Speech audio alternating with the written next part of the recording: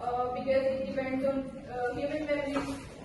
It is difficult to collect accurate information because people remember differently. Different stories are the based of personal views and feelings. Even two people have done the same story in different ways. So it's a weakness. It's a weakness of oral history. So it depends upon remembering and not the objective facts. In the ethical issues, we can say that the researcher must act honestly and carefully. They shouldn't personal or sensitive information, and they shouldn't share without permission their personal data, and names can be hidden if needed. So that's all about from oral history research. I have a question. Yes. There is a high risk of falsehood or exaggeration in oral history. So, is it reliable or to do a research on oral history? Like we went to Mangla 10 and there is a Mangla fort. So, there are one person told us 4 different stories of Mangla princes on whom that fort was made. So, I think that oral history has this high risk. So, is this permissible to do a research on oral history? Sometimes it's very important because oral history, we can say that in literature, it's very important. It is in audio, video, and recording forms. It's always in, sometimes in original form also. It is formed. Oral history is formed in original form. But audio and video are much later. They are inventions. What about 1900s and 1800s? Why not take the manuscript or why not take the written stories? Few of the things are the repeated facts, like we are studying about so many epics, Homeric epics. There were no real forms, real manuscripts that have been found right here. But we are dealing them with regular their repetition. We are also listening them with regular time because people are learning and they have very long sort of frequent memory. That's why we have found these things in order for repetition of the history and repetition of the creations actually.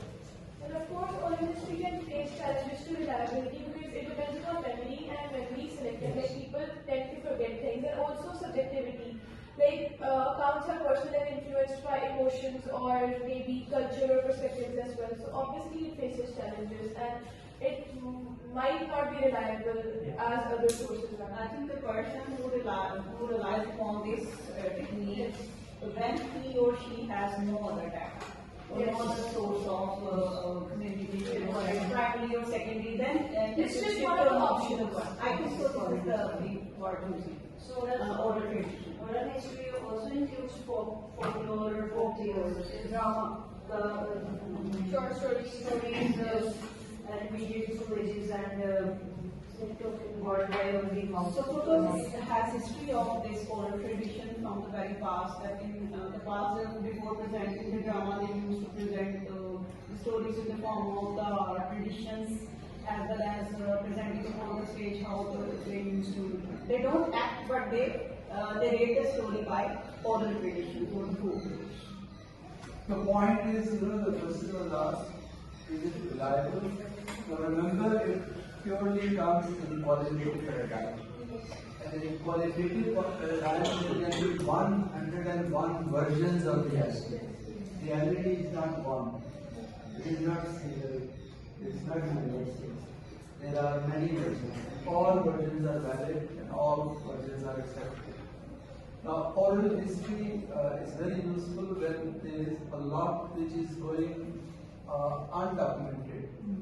Now, in modern times, there are efforts going on, and right after this printing press, when it was introduced, things started becoming documented. There are many poems, for example, written when it was established. Global was a poem which was coming through generations in the heart.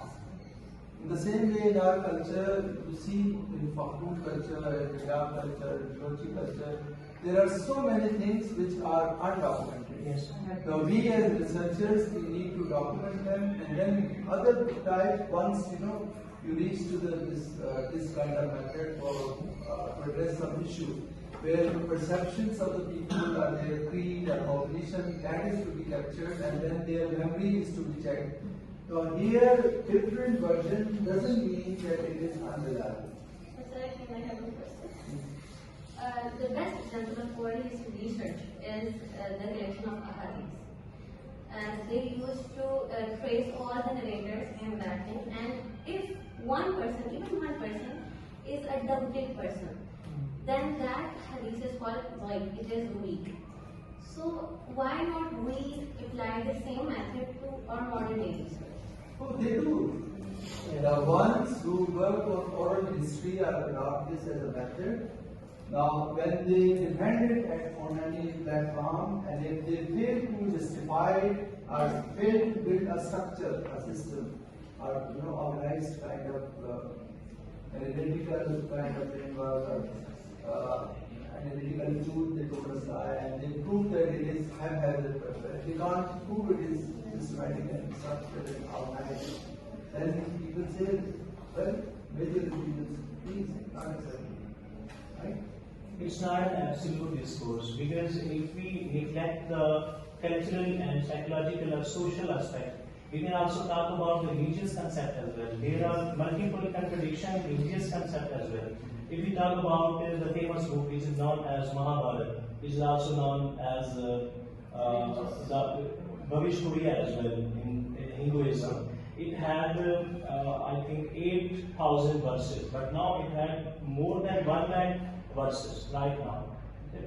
People who are followers are still following them. Having contradiction in the text, it can be in manuscripted or it can be in oral shape. It's a natural phenomenon. We can't neglect it, but it's based on our own self, that how we are taking it. It's not an absolute fact. It's a flexible criteria.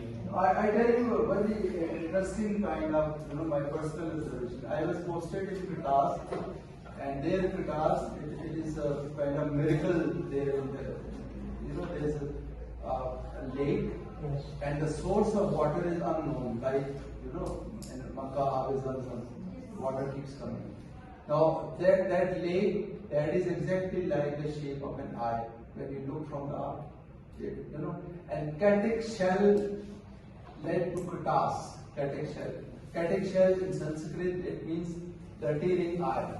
Now, Hindu mythology says that when Hindu god's wife died and 2 tears came in his eyes, one appeared in Katas and the other in Ajmer. Concept of Pritima. Yes. Yes. So this is Hindu version. And There- mythology comes from oral stories. Exactly. And then there is, Islamic version. Yes. That people in Choa Southern Shah, they said we don't have water here. It's a Barani area. And one Uzur saint, there is a bazaar in Mustafabad also. So he came in Jalal and he said, here. He put his stick there and he said, here, water came on the surface. Yeah. And then moving from Katas, he moved towards, Choa Southern Shah. He took his stick 4 kilometers and water, goes towards the height. From Katas, it goes to Choa Southern Shah towards the height. And they say it is the miracle of that day that, so 2 different perspectives.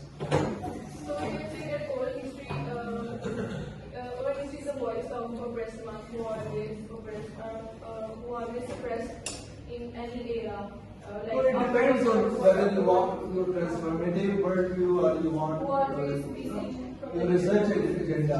So if your focus is to unsurface or give representation to the suppressed voices, then you can transform it that way. Then you would pick your population in sample and research participants accordingly. The whole research process will flow in that direction. Can a research solely conducted via oral histories?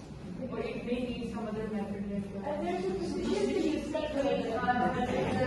Put forward a justification that we have been hearing and we have been observing our elders and forefathers performing and telling these stories, so we will only do this.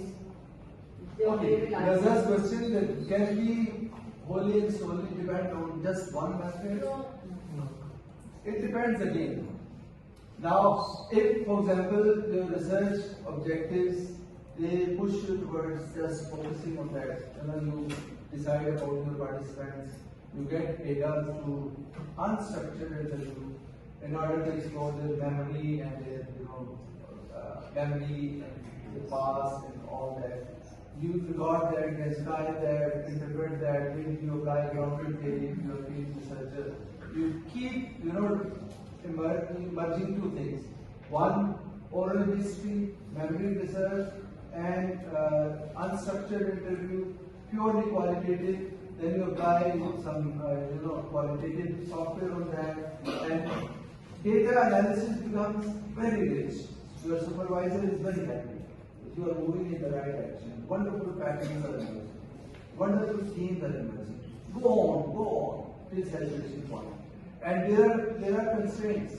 You can't spend the whole life in that. In 6 months' time, you have to complete the project, give it a proper kind of presentable shape, dependable shape, and then you stop that, and rest you leave as implication of that.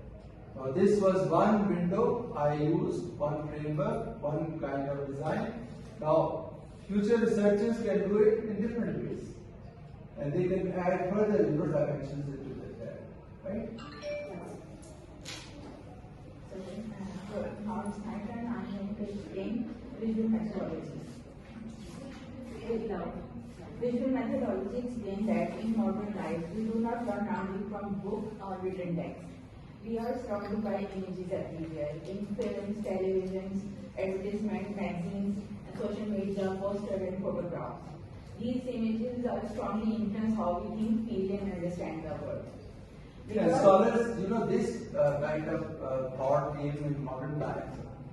When discourse studies became very popular. Yes. And initially they said discourse study focuses on text and talk in the context. That is the focus of CDA researchers and discourse analysts also, like Deborah Denman and all that. Now, Kress and Von Leeuwen's model that emerged because when they said no, not only text and talk, but visual also.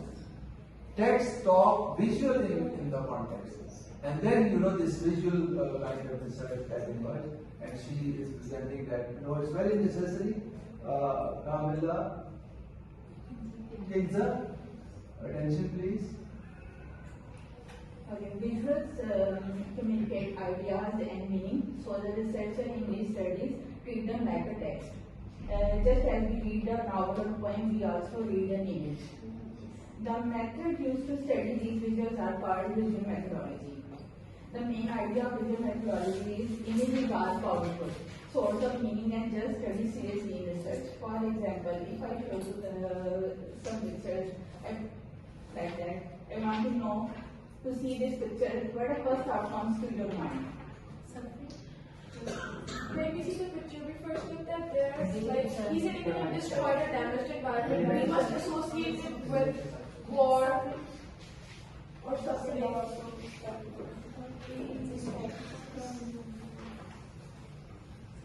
What do you always about this picture? What comes to your mind? Somebody serving his like a straw, Star warrior, and the one side is taking that. The warrior, the survivor area, even if the act of vision. The dialogue of animal that has this dog, it looks like a warrior in chaos or protects. No matter what's happening. Silence and destruction of Child sitting on misery, debris of war, determined, resolute, and revengeful, and dedicated, and getting ready to make his future, rebuild his future with fire and determination, his facial expression. destroyed but not Destroyed but not defeated. He is destroyed but he has not accepted the defeat. And that shows the glory of the crown of creation. There's you know, the young generation can still sit on the remains of destruction, the war, destruction. And in the background, maybe you can relate it to incidents in Gaza destruction, where children have come up with, wonderful messages and resistance and fight and the courage to never submit to regime and still stay and still survive and still continue to struggle. So, right? Similarly, like this picture, when you see this picture, what the first thought comes to your mind?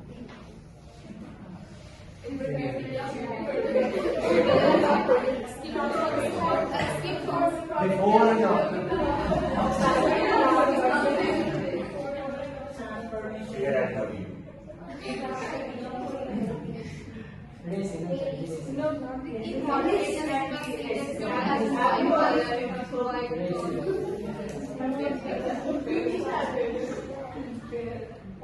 But the point is, on one side there the hand is just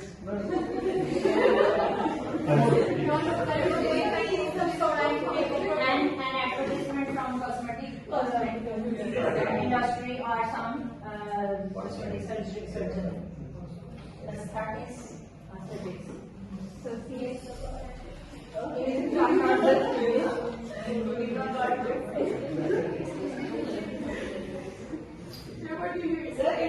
It also means that age can be worse. Today, what the word age can be worse. and it gives me a great hope. Why kindness happens? Well, something can be done on beauty industry. And you can get back to your past, youthful past, by applying certain things.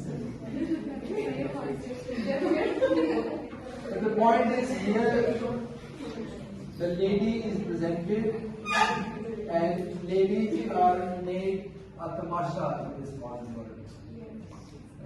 They are, commodity subjects, commodities. And who is responsible for that? Now, that's again a result. cosmetic industry. Women themselves are responsible for that. Sir, male perception is also important. Yes. And the mothers want chance as illusion, so that's why they are. Yes, there is another The system of black sack has been put on And poets like Iqbal, Wujude zan se hai, tasveere kainat mein rang.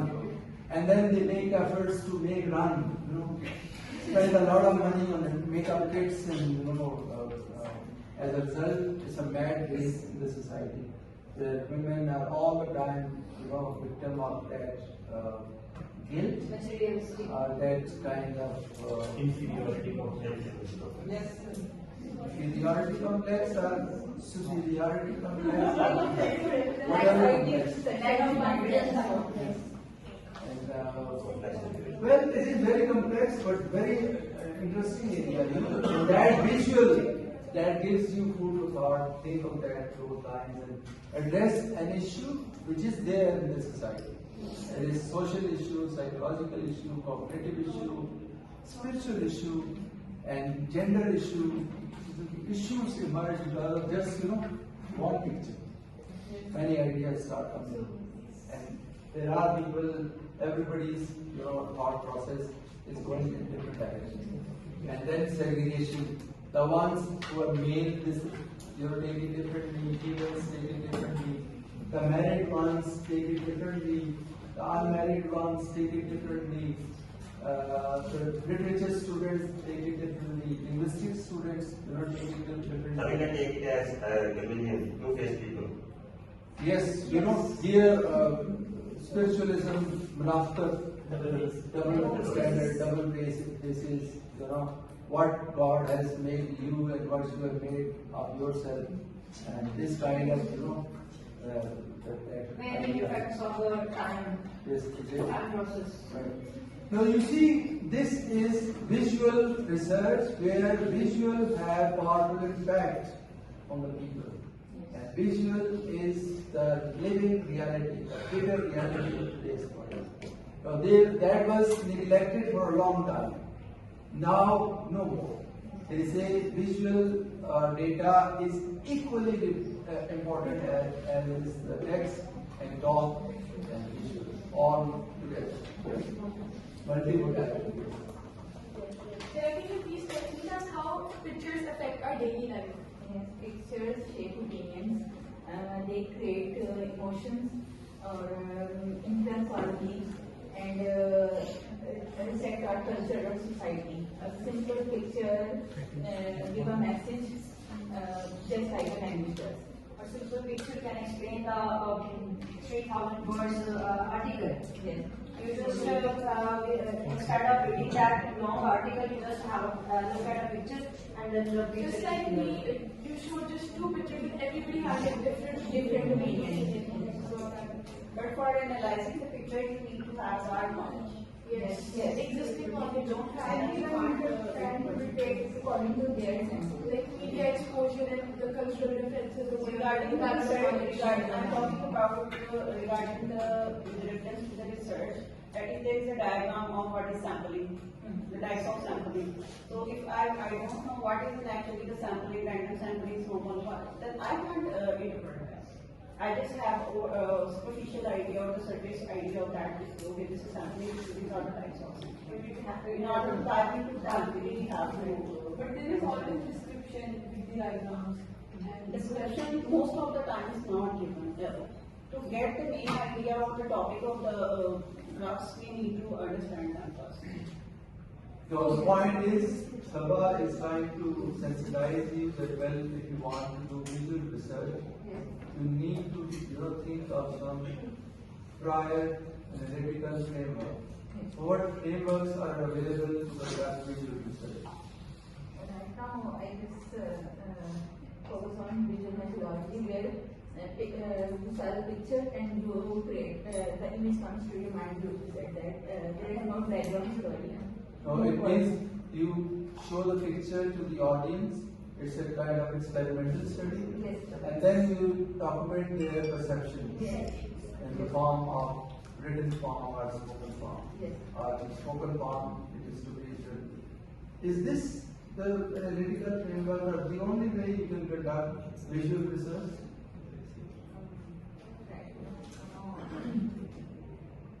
Sir, in visual methodology research process, scholars collect data, observe them carefully, analyze the details, interpret meanings, and connect them in society and culture. Okay, that's one way. Once you collect data, as someone said, it's based on some inclusion criteria or something, then you do data mapping on that, and then you try to apply some model like press and non-difference model, the one which is there in discourse studies. So this comes under discourse studies, and if it goes in this direction because visual data and visual interpretation, then what is there as a researcher you are looking for? Structure must be there. These 6 things, they were explored by other researchers also. So I am trying to explore them in this data, which is in different contexts now. Previous research was done in Bangladesh, applying these 6 toolkits on visual data. My visual data is different, and it is collected from Pakistan, and these are 25 in number, and based on this criteria, why 25 justification, and then you apply that, and then you come up with the analysis and finding. Right? You have to be aware of the tradition, research tradition, which goes on this type of analysis. For that, researchers must be very well informed about what has gone before. Multimodality, visual research, how many researches in the last 5 years, where and how mine is different. Yours automatically becomes different even if exactly same replication is there, you are in a different context. So your research is different, right? Either it is going to be done in qualitative or quantitative. It can be done in both ways. Mixed method also. You can build up corpora based on visual kind of data, and then you bring in some kind of use of software, analytical tool, right? Okay, the vision methodology give us an important concept like semiotics. Semiotics is the study of signs and symbols.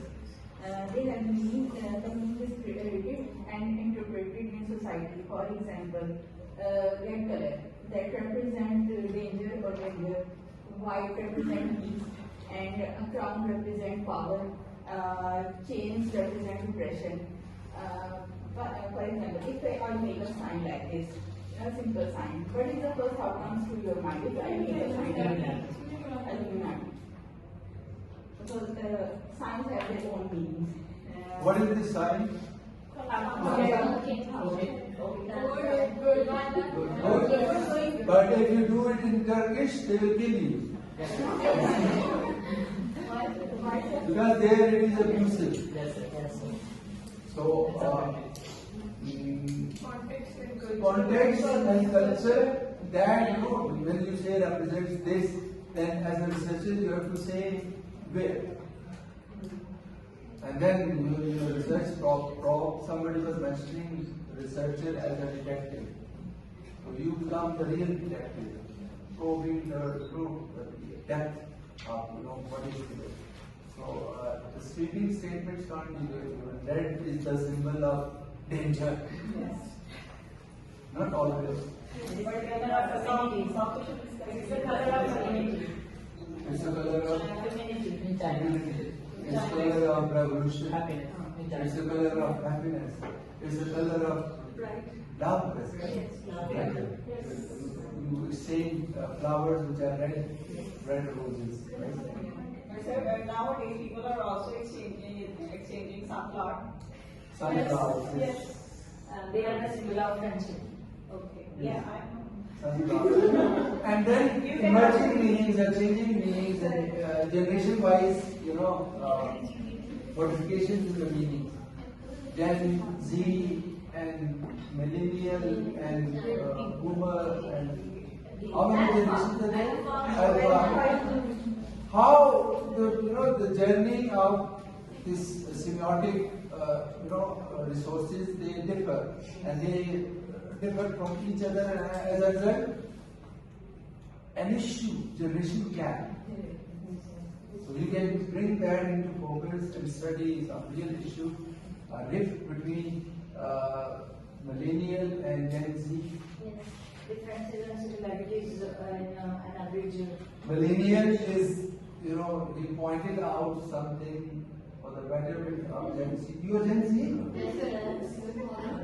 I don't have any idea of Gen Z and Linza is Gen Z, and I am millennial.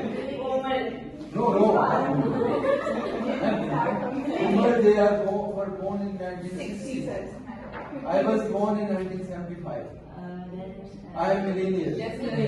So millennial and Gen Z, and how they think it was just out of love for the nature we said something.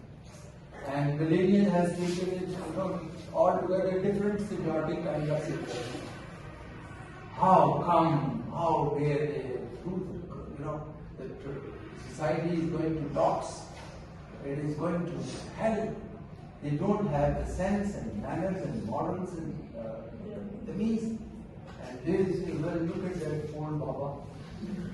He just commented on his dress, and he has taken it to his heart. So this kind of generation, kind of gap or perception, semiotic study or visual research, that comes very handy. So you need to handle your own language. Sign language. If I say nice, I'm going to say sigma. Yes. So this is our question. Sir, in visual research, what kind of ethical considerations are there?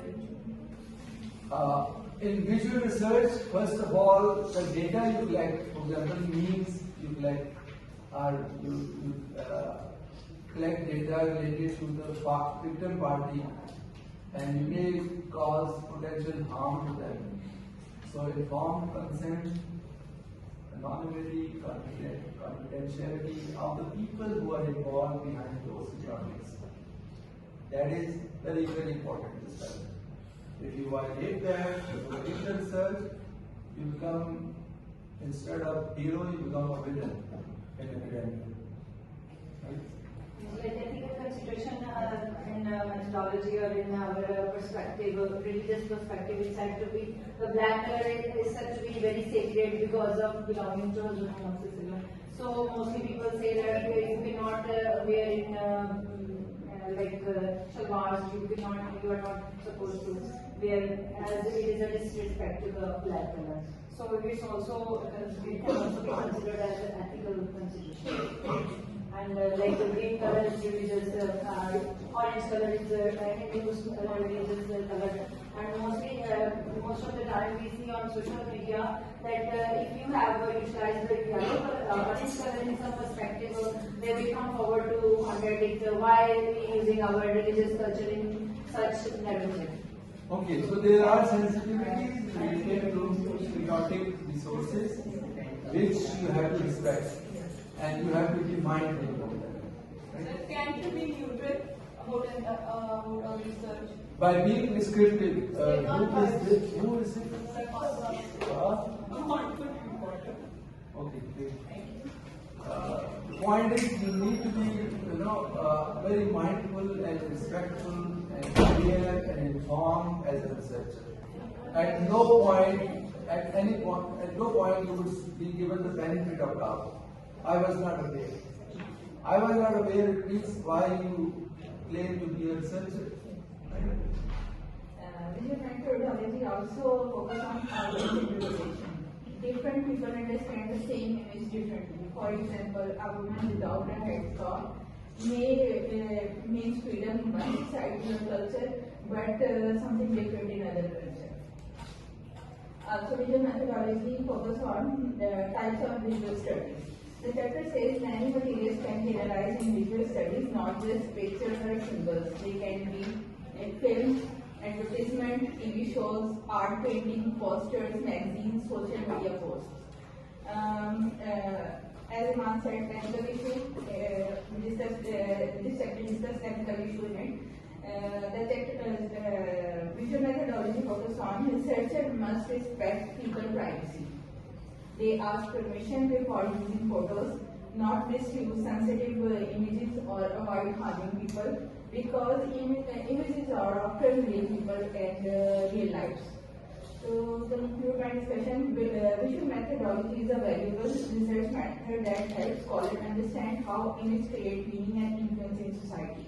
By analyzing visual elements, symbols, context, audience interpretation, researcher can uncover hidden messages in visual cultures.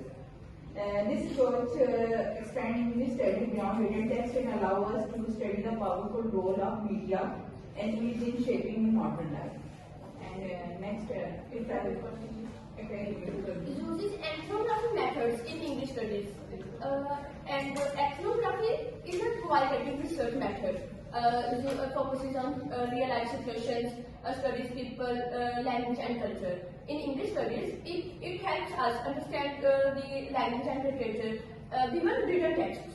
And what are ethnographic methods? These ethnographic methods include observations, interviews, and field notes. These two tools help us researchers who lack detail and natural data. Language in real context.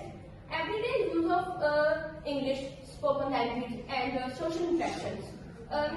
Ethnographic methods help study how English is actually used in daily life, such as in classrooms, workplaces. Yes, workplaces and communities.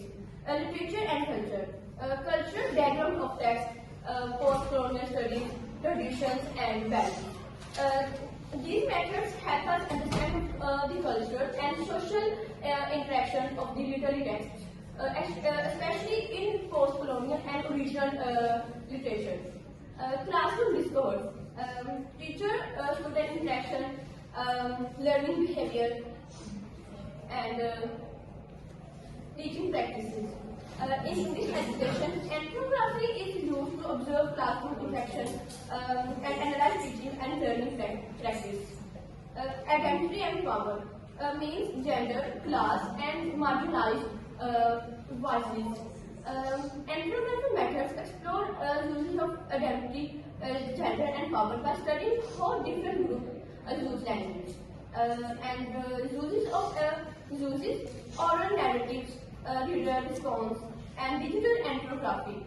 Ethnography is also used to study oral traditions, reader responses, and online text, multilingual language practices. And in conclusion, ethnography methods play an important role in English studies by connecting language and literature with real life and human experiences. And the most important thing is that ethnography requires long-term engagement. Like understanding develops through observations, listening, and participation. And quick conclusions are discouraged. Like it requires a long-term engagement. Like the researcher is involved, and you observe through listening to participants and also getting involved with the participants that are conducting the research with you. And ethnography openly acknowledges subjectivity. Like researchers must reflect on their social position, their power relations, and the interpretive choices.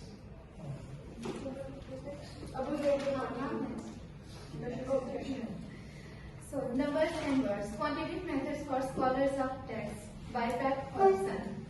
So, what is this chapter about? Basically, this chapter explains why literature students should also use numbers, not only focusing on words when studying text or when research.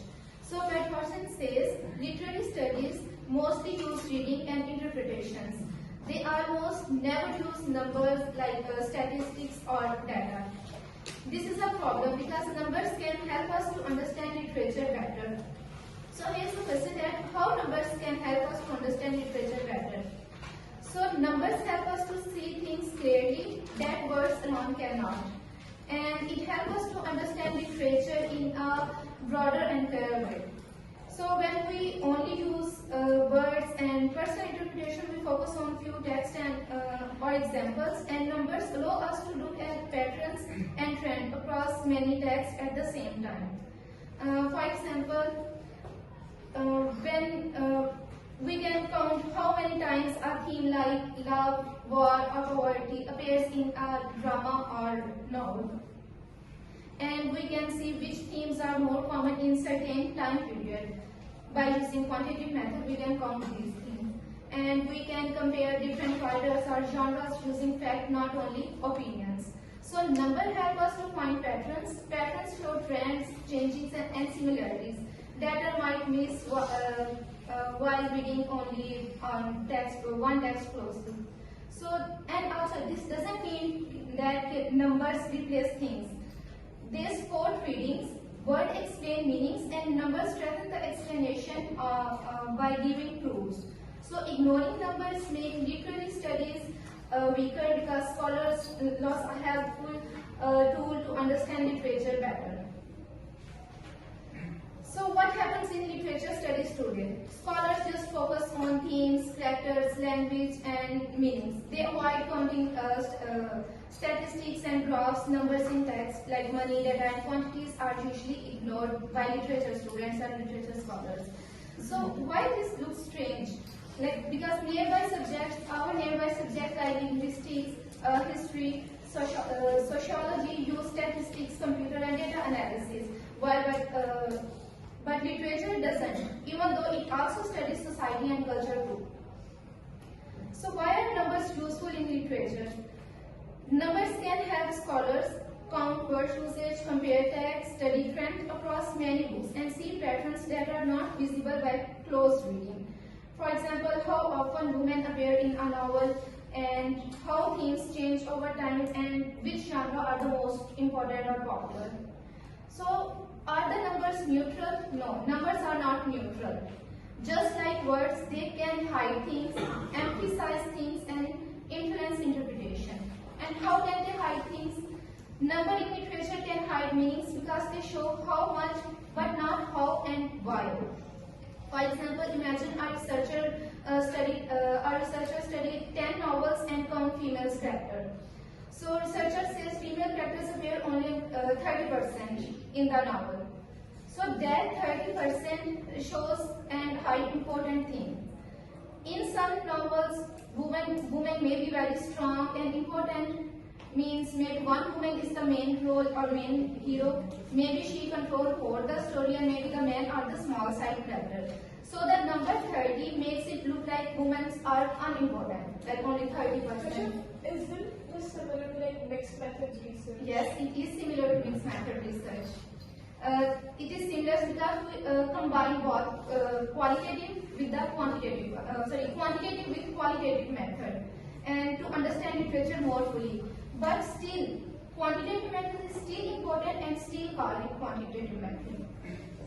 So, like Patterson, she is not saying replace reading with numbers. She is saying we use both together for better understanding. So her argument is to support mixed methods for literature students or literary studies, like with quantitative method as a supporting tool, not a replacement. So, how they emphasize things. If we say the word appears 200 times in a novel, it makes the reader think that the idea or word is very important even before reading. So, influence interpretation, like male characters have longer dialogues than female characters. So, it shows us that men have more power or control over female characters, or women are less here. So, in this chapter, she discussed two main quantitative methods, computational method and statistical methods. So in computational method, we use using computers to count words, finding repeated patterns and compare writing styles. And it is useful for large text or menus. And in statistical method, using tables, graphs and averages help to summarize information clearly. So computers do not interpret, humans do. And numbers support human judgment. And the main argument that Hudson says, numbers do not replace words, numbers help words. I have a question. So it's like corpus. Yeah. Here's the question. So if we repeat one word in our research paper just to highlight the idea or keyword, isn't it seems boring to the examiner, supervisor, or the defense? Not repeating the one word, just putting that one word and tracing it out and capturing its context in the text. Now, she is referring to applying quantitative approach in literature studies. Normally, people laugh, they used to laugh at the idea. I remember when I joined this university and I was there in the events. Literature students were, they were there on the stage. And I said, well, you could have gone, quantitative here to answer the research question number 1, where they want quantitative. And people sitting there, they started laughing. Professor Sab, it's literature, how can she be quantitative in literature? Now today she has pointed it out. And what is the name of the author you are referring to? Patterson.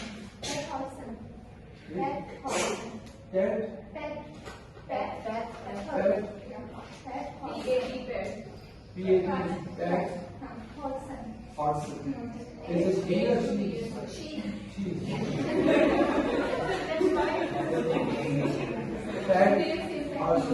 Now there is a book presented in the GGT, and there in that book there is the author of that book,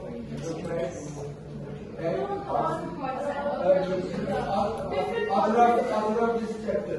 Yes, the author of this chapter, she highlighted that it is neglected, area in literature studies where people don't go quantitative. And then she has suggested the ways to be quantitative. Was they really in practice? They would only go for quality?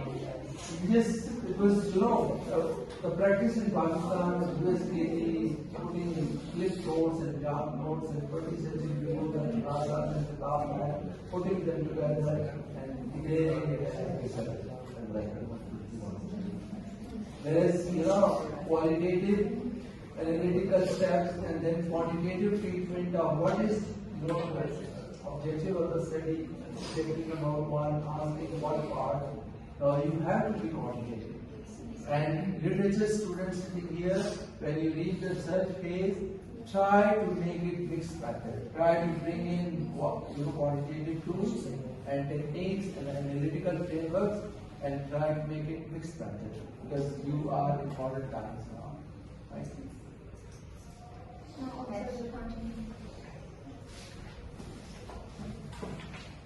Assalamualaikum members. Hope you all are doing well. So, the core study of my presentation or my course is textual analysis of in research method. Textual analysis in research method, a chapter in the book written by Captain Welsi. Captain Welsi, a writer, researcher. She explains how textual analysis works by using. She used an example as a case titled painting, turpin and liquita. Sorry, I can just say that there is no easier side.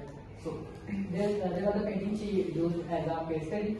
So she just focused on the textual analysis of any text. So first of all, text is anything that is pasted on a page. It could be written, it could be in any language, it could be a painting. That's why the Captain Welsi used the painting.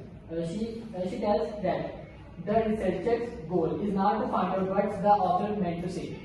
The researcher's goal is to find something new, to highlight the theme, to highlight something that is not written on it. So researchers have his own goals. He is not just oriented to find out the author's meaning. There are multiple meanings of any text or any picture or any painting. So we have to find out his own use. So first is this method is empirical method. Empiricism is included in this. We have our own experience. We should have our own thoughts on any text or any picture or any painting. There are some similarities and there are some specifications in any text or picture. So first of all, no pure reading. No one have a blank mind. No one comes with a blank mind to read a text or to see a picture. He has a cultural background, he has a political background or any other background. So when he reads a text, he will surely associate his text with the political, historical or cultural background. So it will affect the text. Not text but his research goals, what he wants to find out. So no pure reading, reader's self, his inner self is included in his research. That's why meaning is plural but not infinite. Meaning is always plural. One text is just like, every text is just like a parable. That has no moral lesson but everyone has to predict or to pretend his own moral lesson. So there are multiple meanings of any text. Multiple reasons are there, multiple results are there of any text or any picture. So at the end, the role of the researchers is just to find out the new thing, like in a text, line by line composition, or in a painting, some lights or some any specifications that are not mentioned before by any researcher. So it will help to textual analysis and research. The next part of my GTD is interviewing by Gabriel Griffin. Next part, interviewing. I have a question in textual analysis. How can we use textual analysis in linguistics? Not linguistics. Textual analysis. Fair who's using fair? Yes, fair. First D is textual analysis. Now, it's very crucial, for example, thematic analysis. There are 6 steps to conduct thematic analysis. Now, textual analysis, normally when say textual analysis is text literature. Yes, sir. That is not the case because here there is a linguist sitting here trying to know how to protect her, which is linguistics. And she is going to apply their model just three dimensions. The first dimension is textual text. Now he's talking about textual analysis, and she wants to know that whether it is applicable to literature and linguistics both, and if yes, how it is different in the case of linguistics and linguistics. I think it would be applicable in literature, not in linguistics. She is getting into the dark ditches of rejection. Abu Dhar's fatwa. If text is in the focus of literature only, never dare to, So that is the case. Yes. GGB. Next month. Next chapter is also Textual analysis can work for both. Like in literature, it's interpretive, and in linguistics, it's analytical. Like it can be applied to both. Yes, sir. In both cases, it is interpretive and analytical. Text is analyzed in both.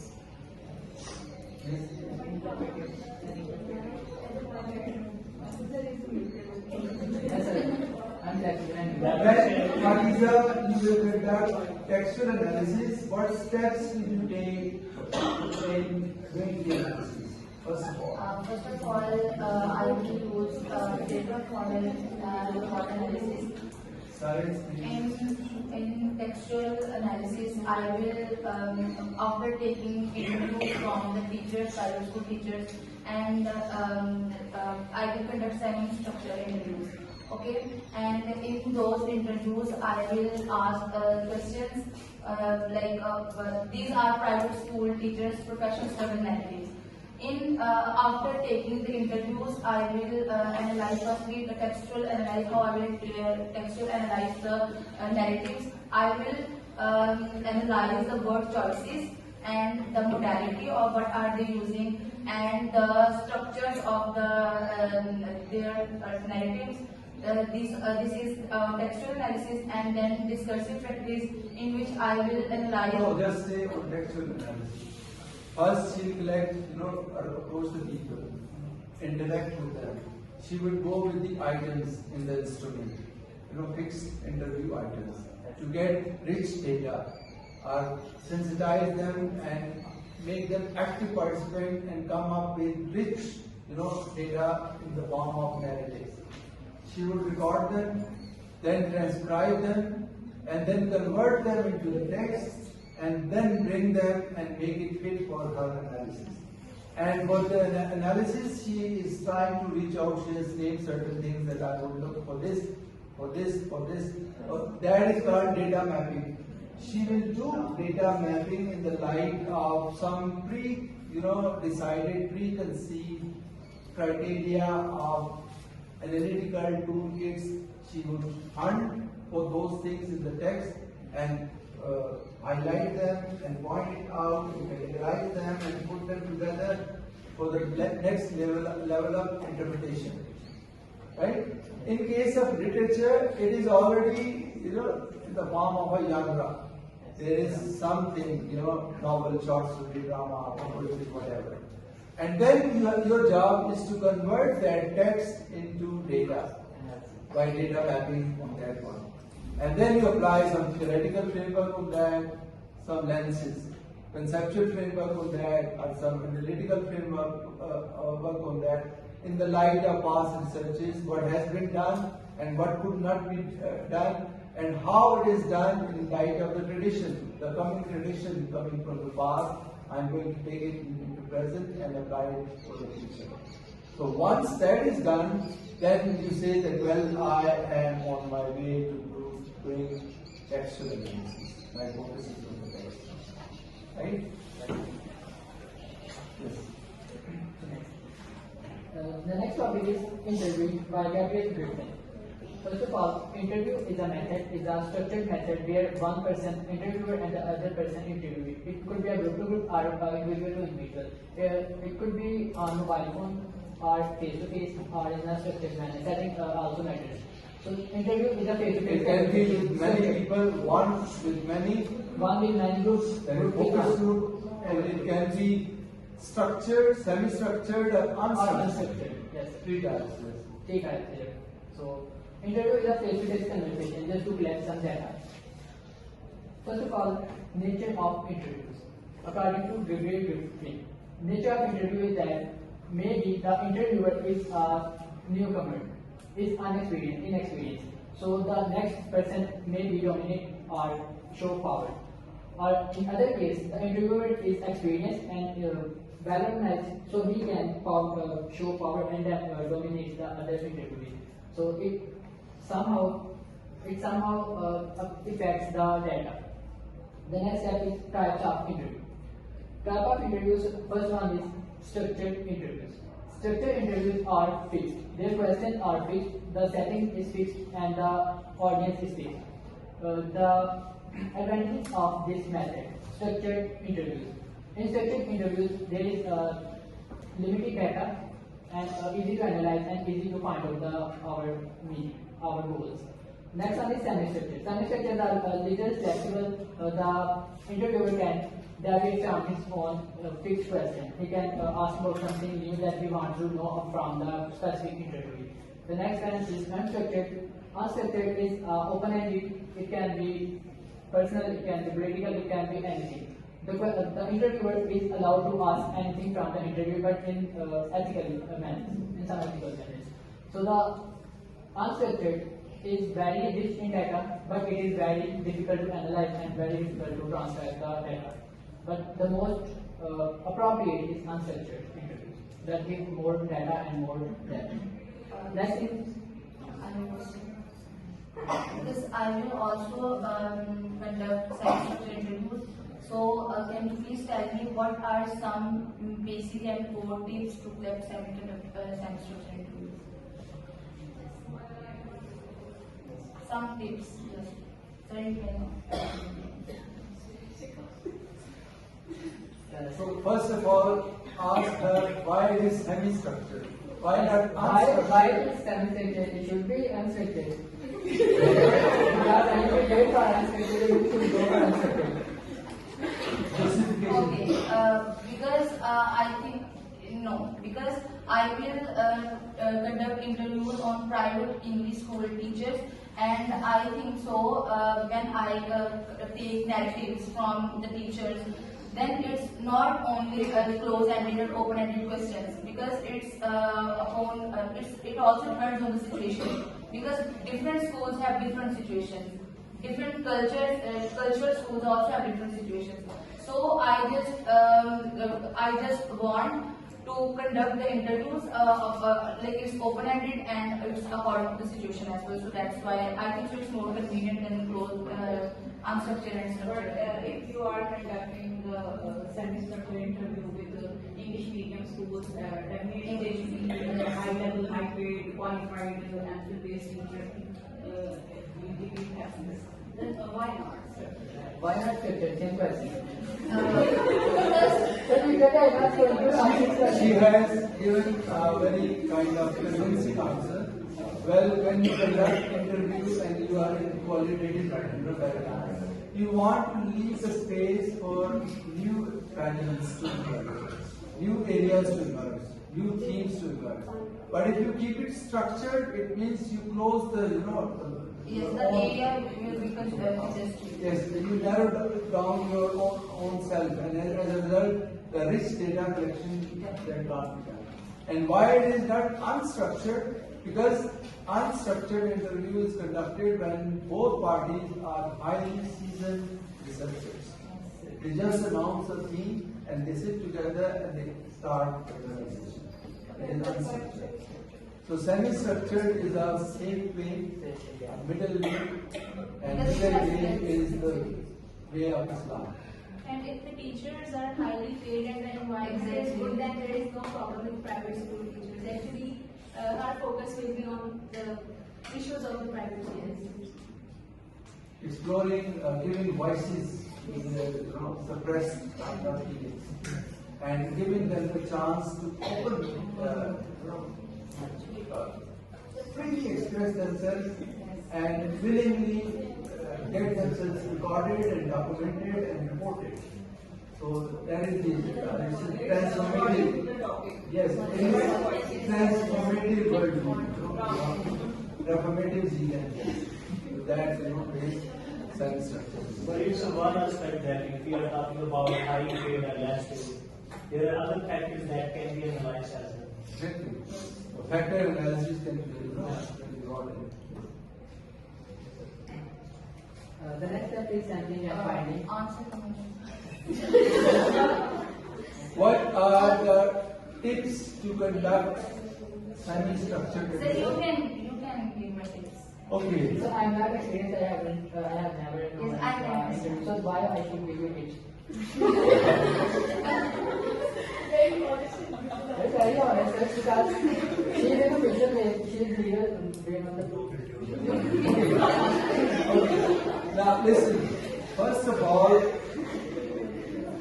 you need to sensitize your participant.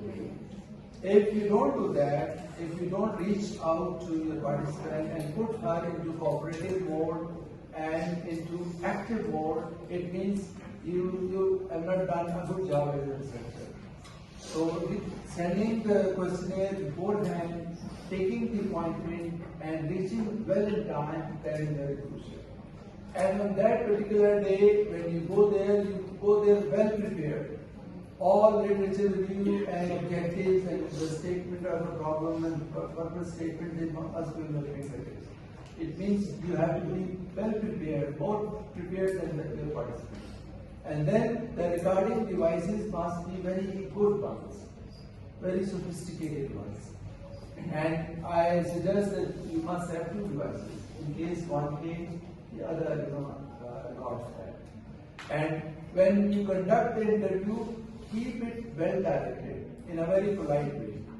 Now they have discussed, the power factor into the interview. One is dominant, somebody is very senior, and you get mentally bogged down during the process of the interview. That should not happen, and there you have to play in a very sensible way. You have to get rich data, at the same time you have to keep it well directed, and for that you have to use all the politeness strategies which are there with you. And if you become impolite, you may infuriate your participant, and then he or she may switch out. So these steps, when you take it in a wonderful way, they end up in wonderful data collection. And that is your success. When you collect data wonderfully well, it means you are in the right direction and things are going towards the completion of the project. So you said that recording devices should be used very carefully. Which recording devices should be used? Mobiles are there now regarding features. Yes, and even right now we are being recorded, so it is video recording. Good devices means borrow somebody's iPhone that particular day, and it can be borrowed, no problem. And you bring it back, shift it to your laptop, and give it back to her. Thank you so much. I wish you, device. Even online, there are features. You click the recording button, and it is automatically recorded. Even interviews on phone, they are conducted, and there are recording. Experience what I have the same question, like we conduct interviews online also. Do you have the same value as the Yes, exactly, same value. The point is, it must be recorded. The script has to be attached as appendix, or the script, voice note. And then you have to transcribe that, and those transcribed versions also have to be attached as appendix, right? So everything needs to be documented and kept saved in your system, in your folder, with recordings, with scripts, with all the metadata. That is what metadata. both are transferred online and face-to-face? They Yes, have to transfer. yes.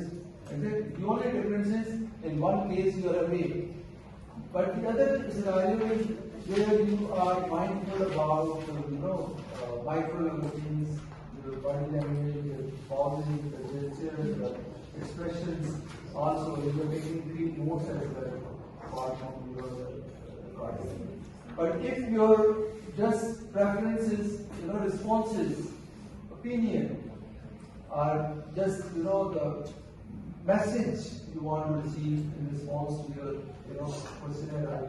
It's like if I want to conduct interview of teachers over the errors students make. Exactly. So their perception, opinion, their belief system, if that is your concern, then online and face-to-face is all the same. Right?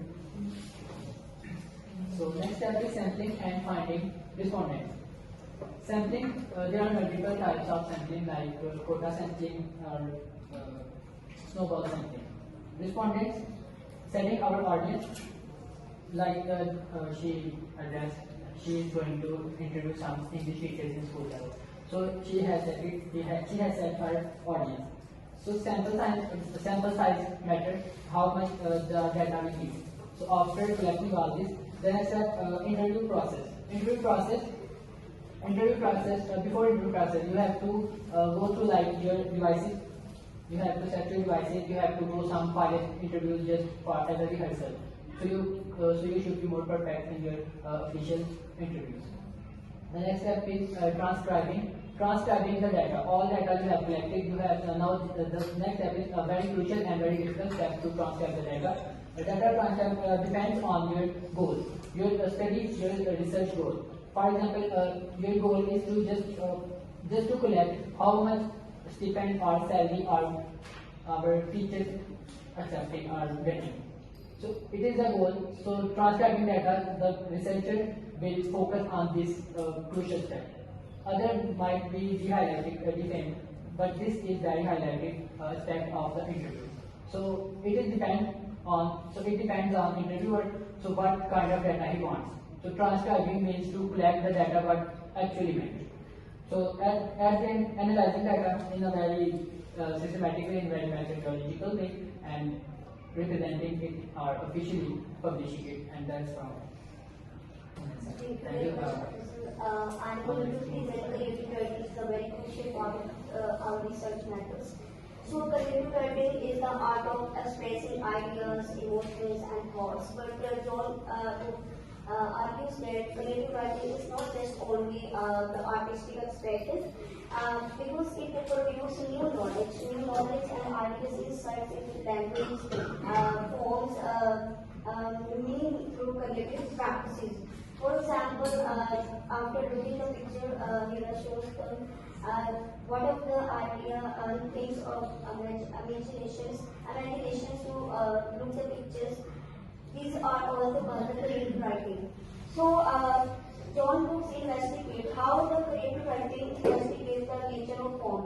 Form is dictions, poetry, dramas, and novels, and the creative forms also play a crucial role in these studies. So, creative writing and versus the research methods. Research methods not follow traditional research values, efficiency, and method, whereas creative writing often involves understanding. Traditional methods refers to the rule-based research methods, but creative writing is unstandardized, in which not follow the rules and time-bound studies. So, creativity as a discovery. Creativity as discovery refers to the idea that the man writers do not simply presenting meaning and insight emerging during the writing process. Through drafting and redrafting the meaning explore language to generate a new form of language with the help of creative or with the help of self-writing process. So drafting techniques are central to creative writing. Meaning is produced and research because elements such as structure and narrative structures and imagery and language choices, how researchers choose the language and techniques of skills about the related topics. According to my research topic, modern techniques, experimental narrative techniques in Pakistani English fiction narration. So, in which I am not just focused on the text, I also analyze the text techniques through which writers use in their research, in their articles, in their books and novels. I am just not close reading, just analyze also the techniques, which techniques is used, like stream of consciousness and linear patterns and non-linear patterns and voices, histories. All these things also matter when we have starting our research proposal. So creative writing operates as a research process method in my study because narrative experiment is examined through poetics practice by writing and revising creative text that employ modern narrative techniques. I investigate how form, language, structure, function making creative writing practice to more to understandable and valuable of others. So I have a question. Yes. I wish everybody could, come up with this kind of curiosity. So how can a researcher maintain credibility while using the creative writing as a research method? Is it creative writing as a research method? Creative writing as a research method by John Luke. John Luke explains that creative writing is a crucial part of research method because you just not focus on text. You will deeply analyze the text like forms and language choices when you have started to written in own form to generate a new form of knowledge with the help of practice. No, the idea which I could capture, science and present, creative writing is giving prompt to the participants to be imaginative. And when you decide about your participants, the level of participants, young participants, the feedback kind of sessions, you want to show them the movie and give them the prompts and get the data from them, whether it's verbal or non-verbal form, recording the spoken form, written form, whatever. Once you capture that, the credibility of this whole process will be the sense of structure. If you choose your participants, inclusion criteria is clear, your research objectives are clear, and they push you towards this kind of experimentation for the paradigm.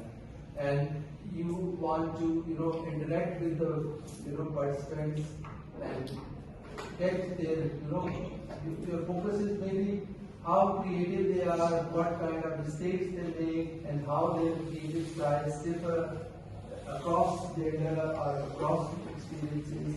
Maybe the metric level or O level they behave in a different way, and BS students they respond in a different way. The difference of responses, the developmental phases, all that depends on how structured you are, right from the statement of the problem, purpose statement, down to the process of data collection and your research design, and if it is that research design and experimentation based on creative writing. Yes, sir, but this is during data collection. What is the credibility issue in data analysis? Like when I did my qualitative research in ODS, so I actually analyzed the text on my own. And obviously in literature review I gave references, but in analysis chapter it was completely my own analysis. So what are the credibility issues in that analysis? See, analysis normally, mostly people do it. They put it and they put a tag the data analysis chapter, and nobody is there to guide them how to do it. Yes.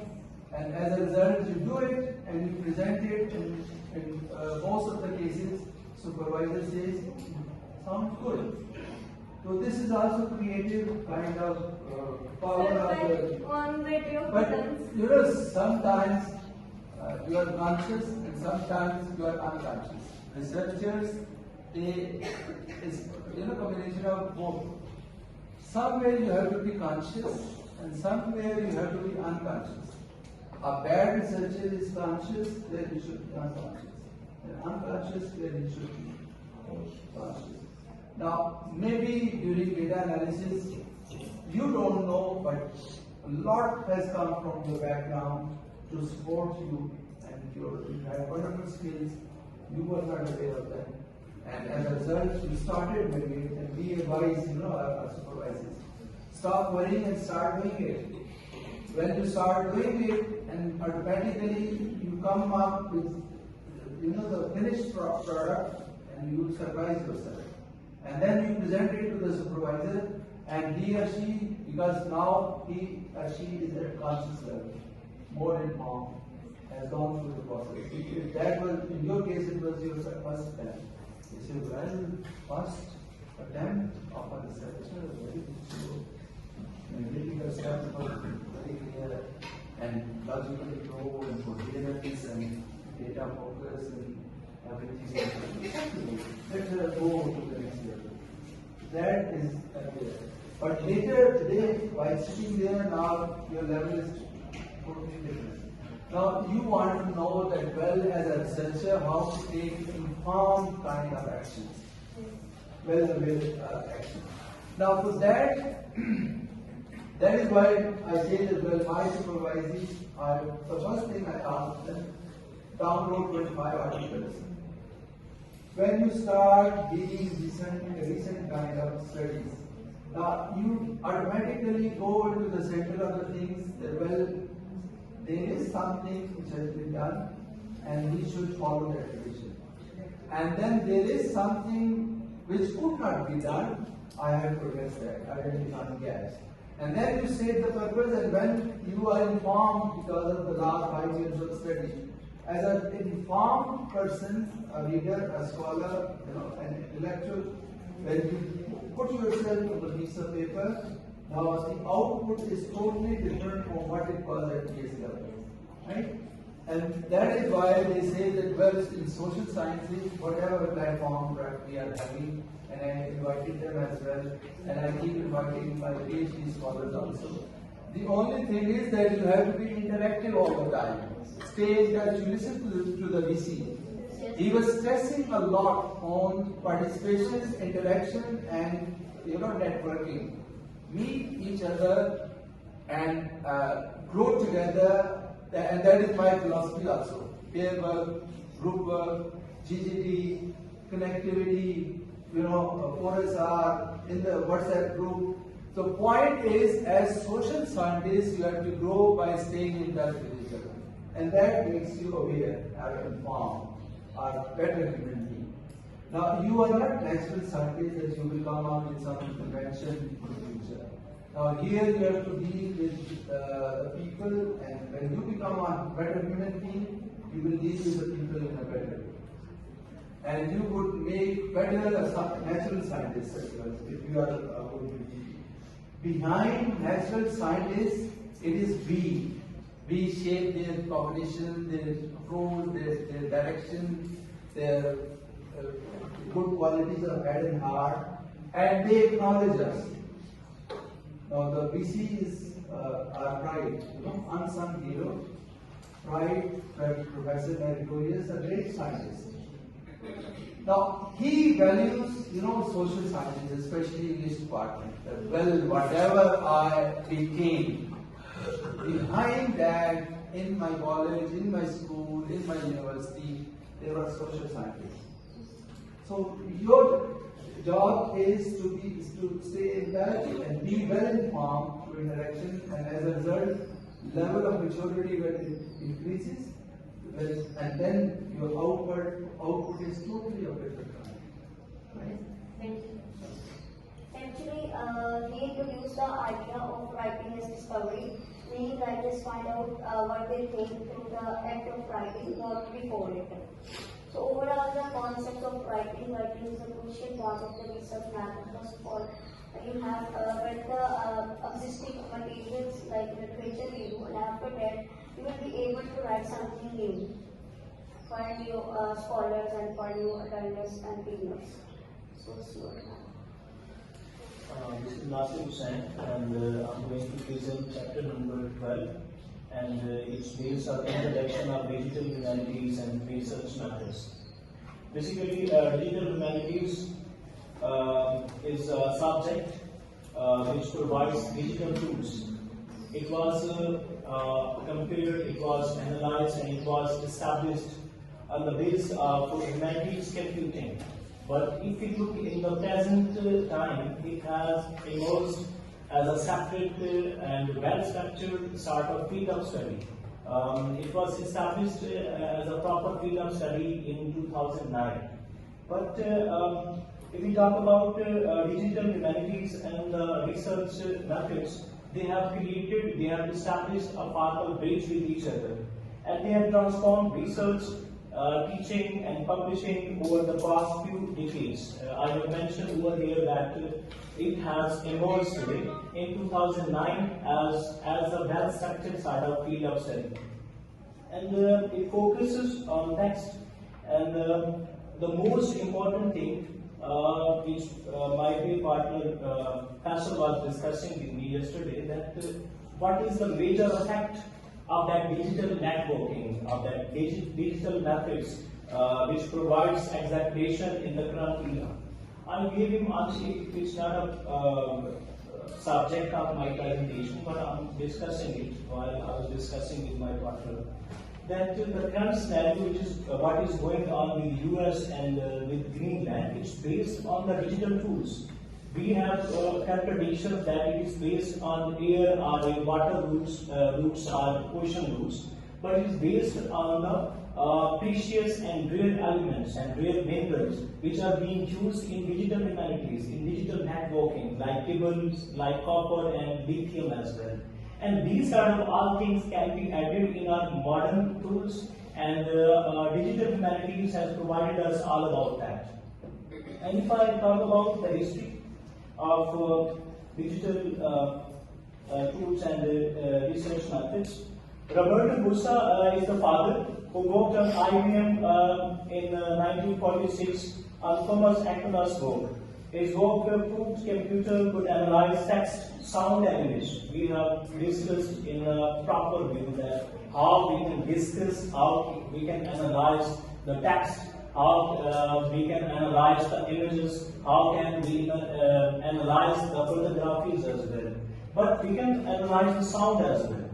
We were discussing about memory, we were discussing about eloquence, we were discussing about the repetition of the text that we have. Even though there are multiple contradictions in our verbal text, but it is based on our own criteria, that how we are catching, how we are getting it. It's based on our own belief system. If we talk about religious concern, it is utterly based on the belief system. But if we talk about our social or psychological elements, it's based on our own conceptions as well.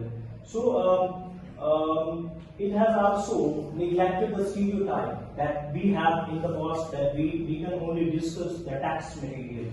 But now we can discuss, we can analyze, and we can make our proper well-structured research on image data, on videography and other sort of elements which were impossible in the past due to that digitalization. Next, we will talk about primary sources and digitization. It helps to preserve rare text and rare manuscripts. One of my sister was asking about the contradictions about the past manuscripts. I mentioned that we haven't proper research about Sumeric epics or Homeric epics. But we have these manuscripts due to our digital network, due to our digital storage. We have our digital libraries by our own self, which were impossible in the past. So it's because of our digital method that we have used, that we have chosen in order to make our research more accessible, more reasonable, and more easy. And then the major databases we use in that method are EDO and ECWCO, which provides large collection of historical texts, and these historical texts are online, and we can also store them on our databases are on our tools as well.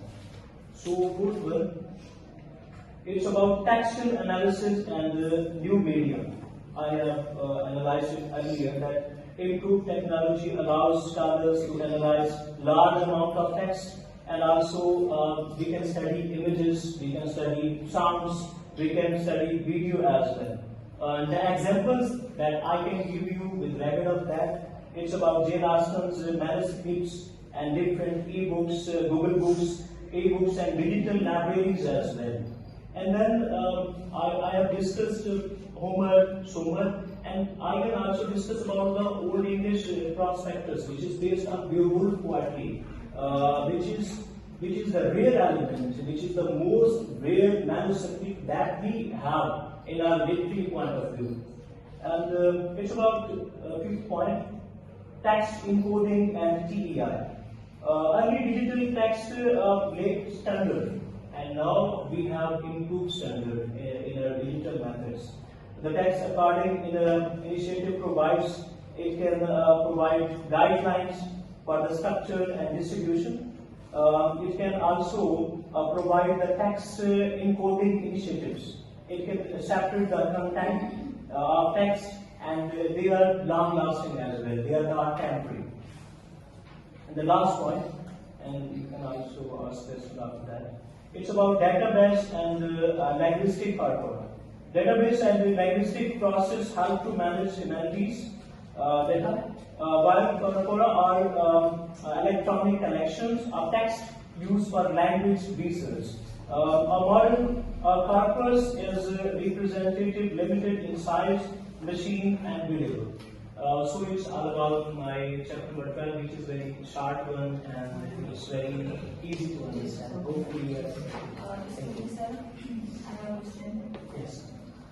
I want to ask, we were talking about digital methods. Yeah.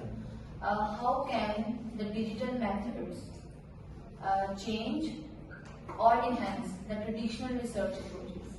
Yes,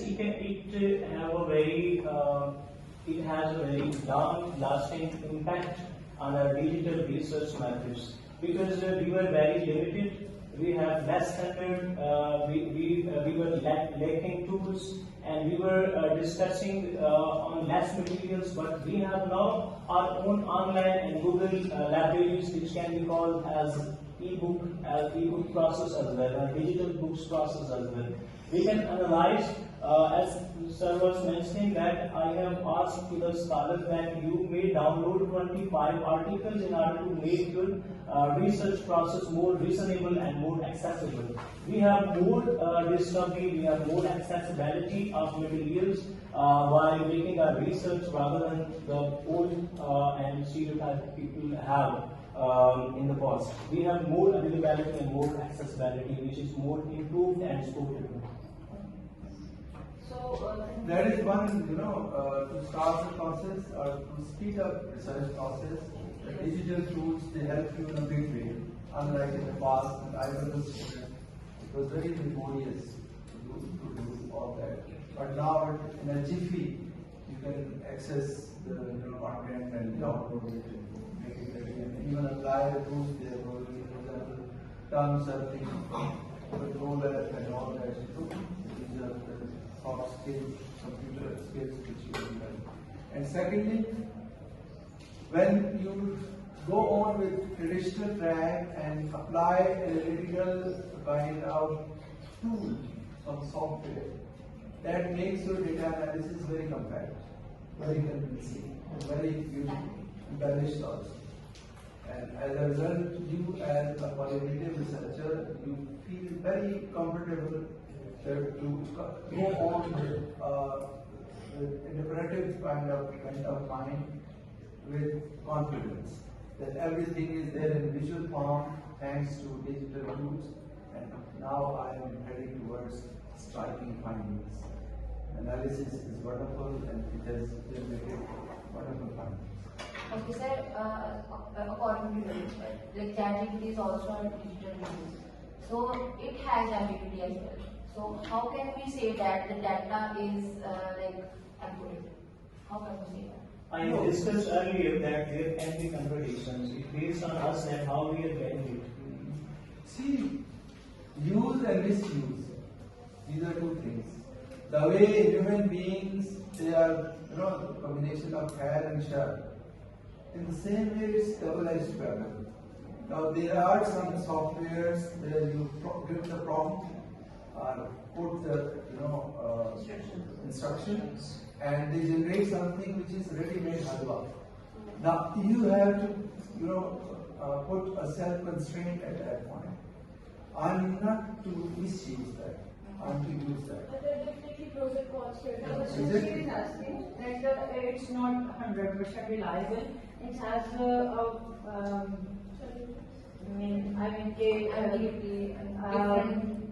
large percentage of false information.